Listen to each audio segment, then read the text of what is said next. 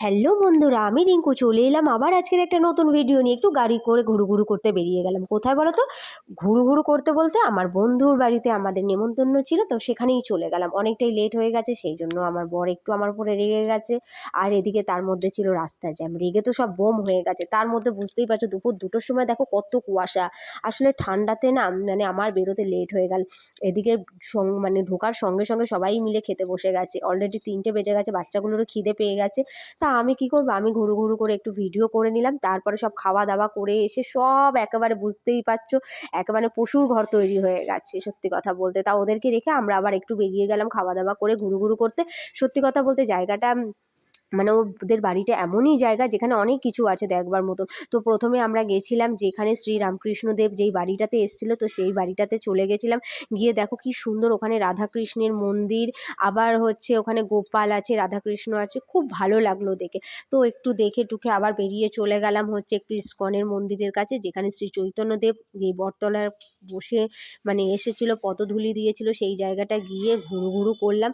তো করার পর সব কিছু ঘুরে টুরে আবার চলে এলাম আমরা আমাদের জায়গাতে। এদিকে দেখছো মানে শ্রী চৈতন্যদেব কী করেছে সব কিছু ওখানে লেখা আছে। খুব ভালো লাগলো মোটামুটি জায়গাটা ঘুরে।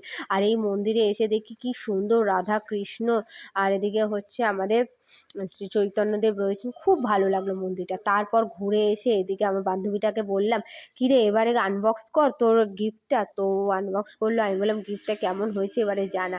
তো সবাই তার মধ্যে এই গিফটটা আমরা 4জনে মিলে ওকে দিয়েছি।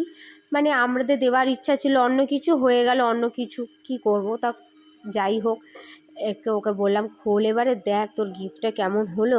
তা খুলতেই বাবু 10 ঘন্টা বাজিয়ে দিচ্ছে। মানে খুলছে তো খুলছে, নড়ছে তো নড়ছে, ওর ব্যাপারটা হচ্ছে এইরকম।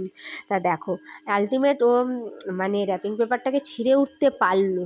তারপরে দেখো খুলে বার করছে, তাও তার মধ্যে কাকুলি আবার সাহায্য করে দিচ্ছে। মানে খুলতে বাবুর 10 ঘন্টা। তো চলো খুলে আলটিমেট জিনিসটা বার করলো, বার করে দেখলো। দেখে কি বলছে ওর রিয়াকশানটা শোনো। তা শোনার বলতে গেলে এই যে আমি তো ওই ভয়েসটা দিতে পারিনি, মানে এত চিৎকার চেঁচামেচি হচ্ছিলো ওখানে, তোমরা ঠিকঠাক শুনতে পারবে না। ওর রিয়াকশানটা কি, ও বললো ভালো হয়েছে, মাথাটাকে ওই যে দেখো ঘুরিয়ে একটু মুচকি হাসি দিয়ে বললো ভালো হয়েছে। তো আমরা খুবই এনজয় করলাম। পুরো সব ভিডিও দিতে পারিনি, কেমন হলো জানিও।